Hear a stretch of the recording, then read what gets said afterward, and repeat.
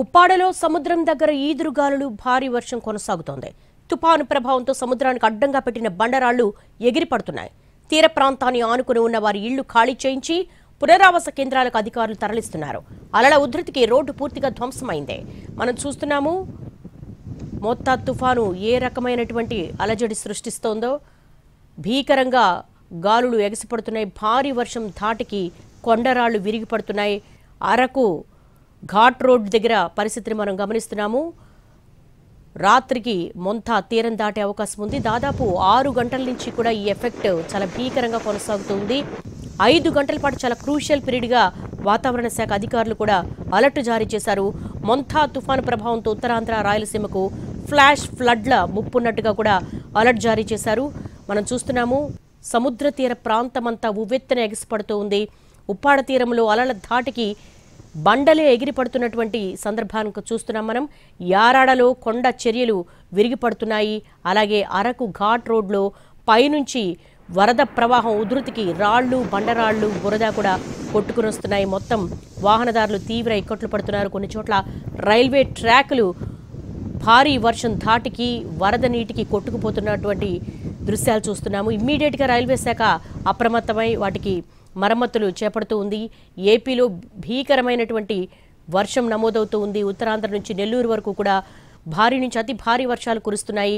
కొన్ని చోట్ల భారీ వృక్షాలు నేల కొరుగుతున్నాయి. విద్యుత్ స్తంభాలు నేల కూలుతున్నాయి. టెలికమ్యూనికేషన్ వ్యవస్థ కూడా ధ్వంసమవుతున్న దృశ్యాలు చూస్తున్నాము. మోత్తా తుఫాను తీరం దాటే సమయానికి ప్రచండమైనటువంటి పెనుగాలులు వీస్తాయి. తీరం వెంబడ అల్లకల్లోలంగా ఉంటుంది. భారీ నుంచి అతి భారీ వర్షాలు కురుస్తాయి. మొత్తంగా ఒక బీభత్స వాతావరణాన్ని అయితే సృష్టిస్తుందని మొంతా తుఫాను గురించి వాతావరణ శాఖ అధికారులు కూడా ఎక్కడికక్కడ అలర్ట్ చేస్తున్నారు.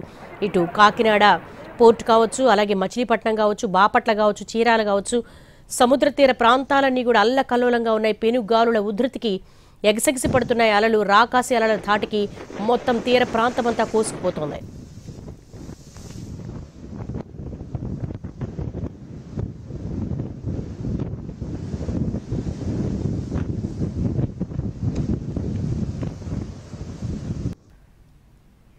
మరిన్ని వివరాలు మా ప్రతినిధి సాయి సుధీర్ అందిస్తారు.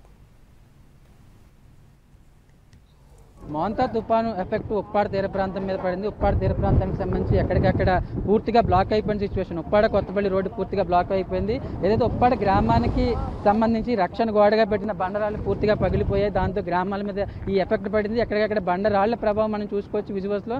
రోడ్లన్నీ కూడా గుంతలు పడిపోయి ఇదంతా నిన్నటి వరకు కూడా అంతా బాగానే ఉంది. కానీ ఒక్కసారిగా పడిన బండరాళ్ళ ఎఫెక్ట్కు ఈ రాళ్ళన్నీ కూడా ఈ ప్రొటెక్షన్గా పెట్టిన రాళ్ళు, ఈ బండరాళ్ళన్నిటి కూడా ఎఫెక్ట్ ఎక్కువగా అనిపిస్తుంది.